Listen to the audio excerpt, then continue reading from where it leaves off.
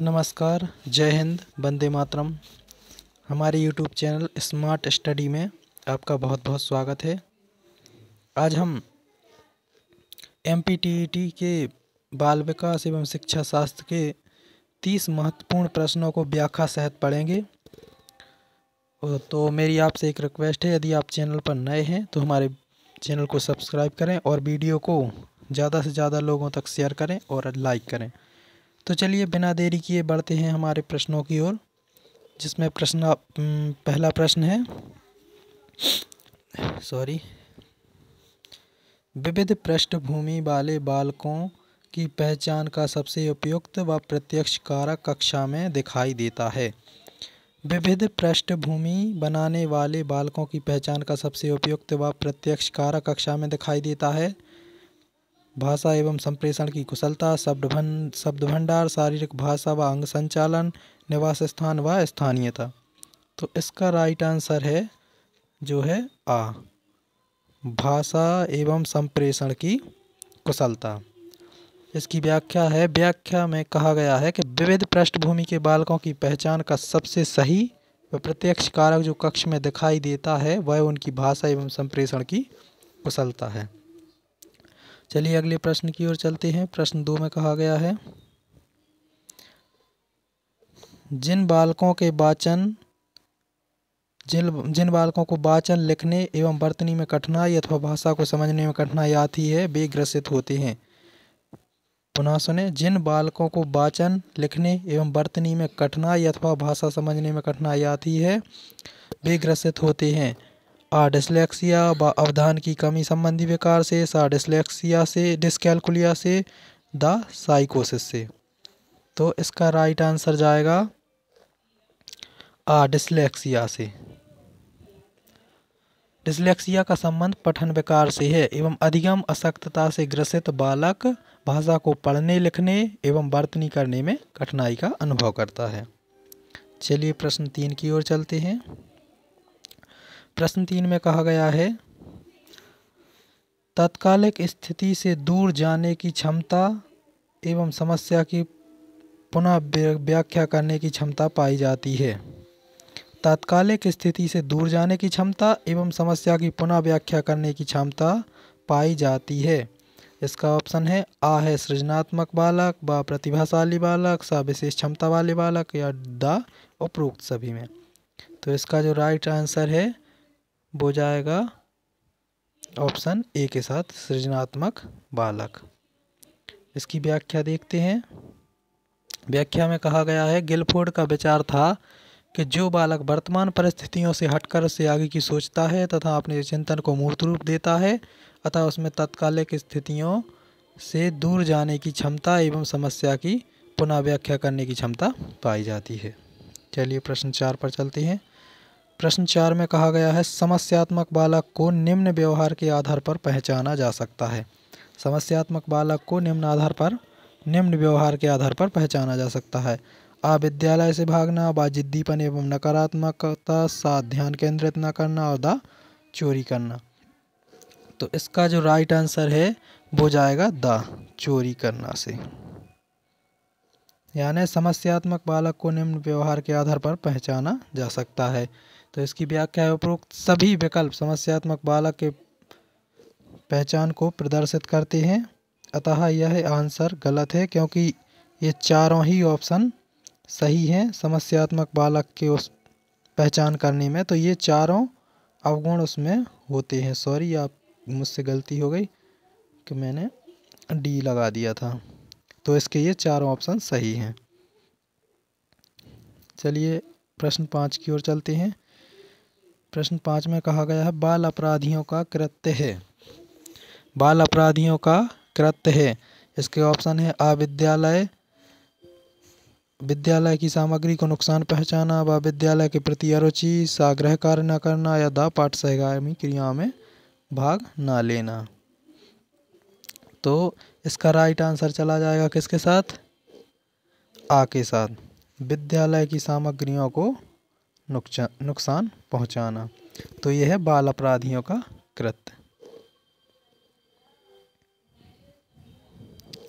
जबकि ये और ऑप्शन आपको लग रहे होंगे कि ये भी हो सकते हैं, लेकिन ये नहीं हो सकते क्योंकि ये बालक की अरुचि है, अरुचि को प्रदर्शित करते हैं। लेकिन ये है जो विद्यालय की सामग्री को नुकसान पहुंचाना, यही राइट आंसर है। चलिए प्रश्न 6 पर चलते हैं। प्रश्न 6 में कहा गया है वंचित वर्ग के विद्यार्थियों की शैक्षिक असफलता का एक बड़ा कारण है। जो वंचित वर्ग के विद्यार्थी हैं उनकी शैक्षिक असफलता का एक बड़ा कारण क्या है? घर में शैक्षिक निर्देशन का अभाव, अवधान की कमी, बौद्धिक योग्यता का कम होना या द उपरोक्त सभी। तो इसका राइट आंसर जाएगा आ के साथ। ऑप्शन आ में कहा गया घर में शैक्षिक निर्देशन का अभाव, क्योंकि बौद्धिक योग्यता का कम होना ये भी असफलता पर मायने नहीं रखता, ये ऑप्शन बिल्कुल नहीं आएगा। तो चलिए अगले प्रश्न पर चलते हैं। प्रश्न 7 में कहा गया है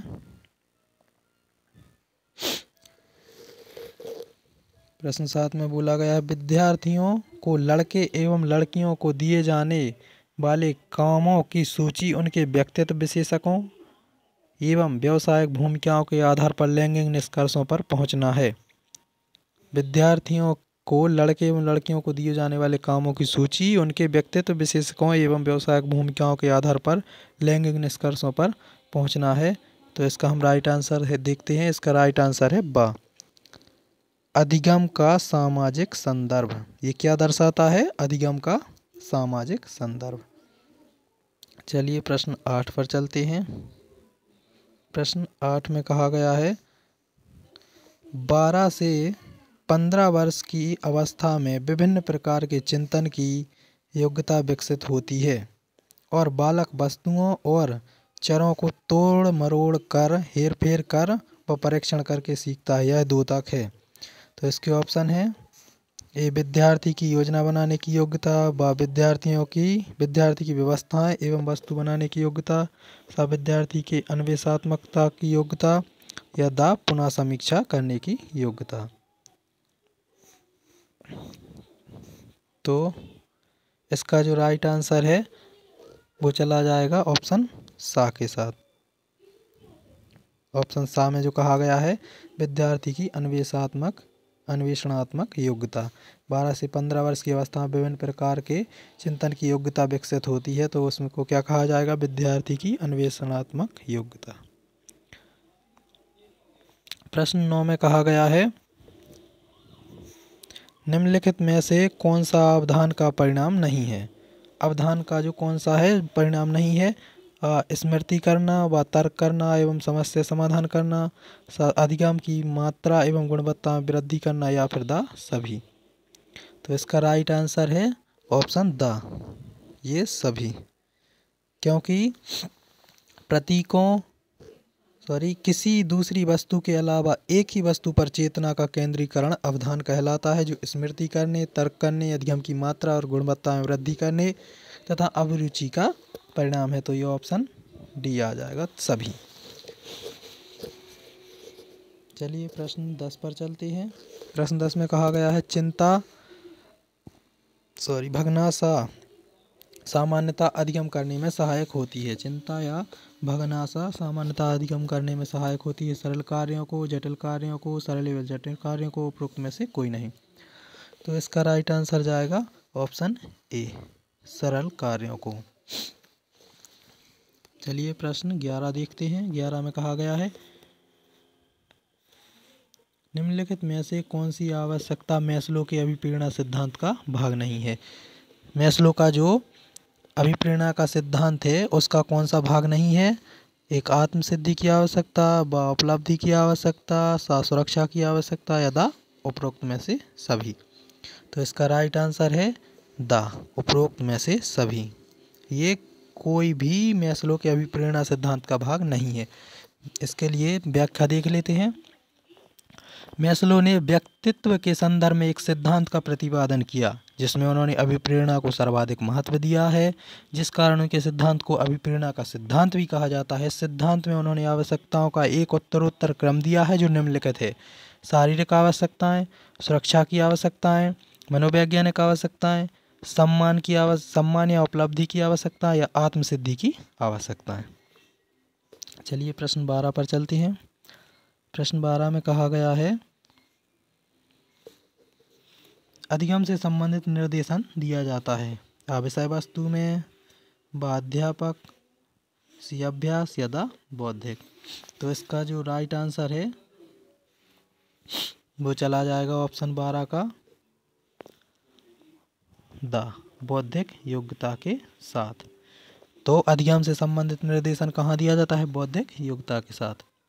चलिए नेक्स्ट प्रश्न देखते हैं। प्रश्न 13 में कहा गया है विद्यालय में शैक्षिक निर्देशन दिया जाता है। किसके लिए दिया जाता है?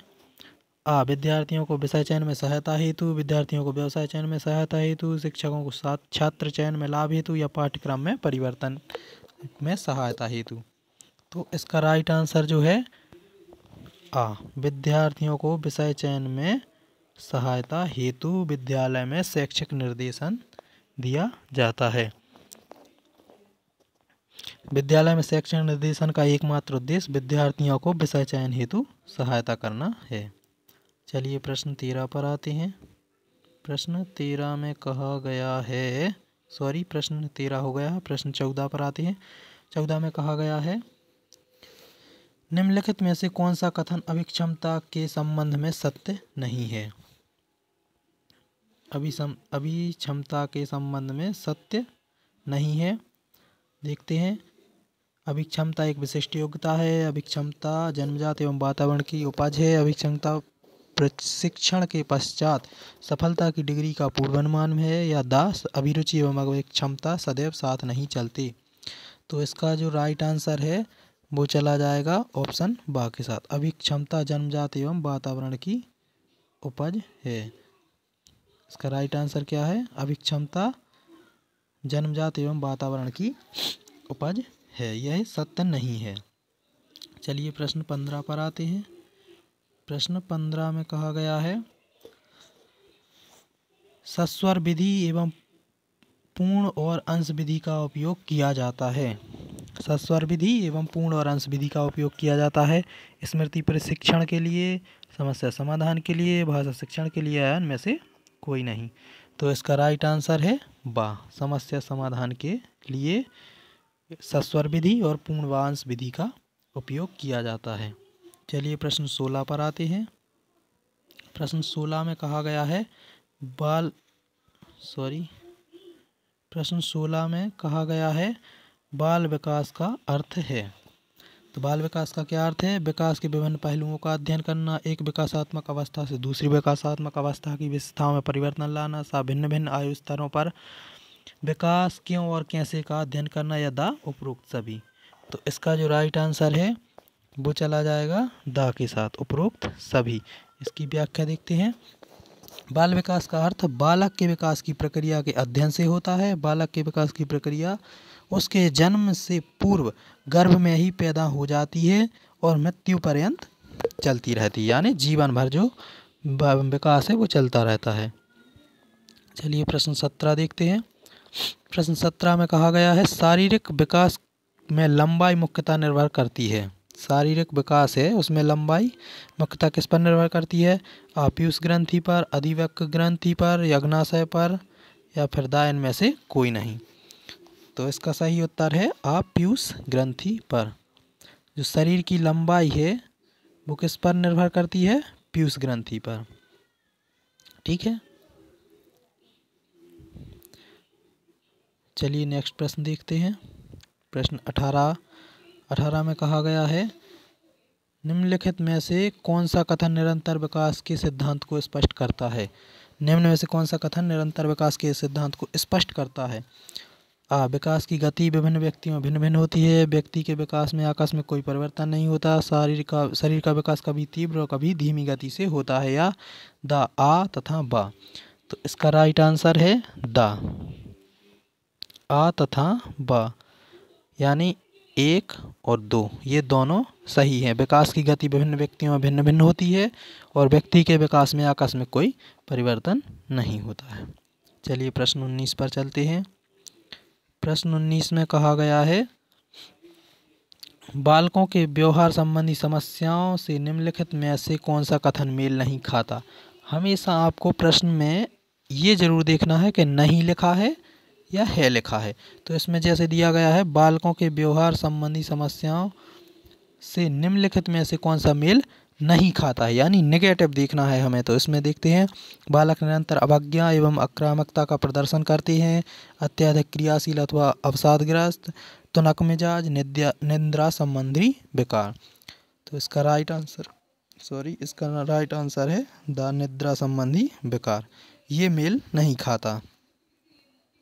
चलिए प्रश्न 20 पर आते हैं। 20 में कहा गया है, मानव अभिवृद्धि निम्नलिखित में से किन कारकों पर निर्भर करती है। मानव अभिवृद्धि निम्नलिखित में से किन कारकों पर निर्भर करती है। अ आनुवांशिकता, व भोजन, स अंतःस्रावी क्रिया, या द ये सभी।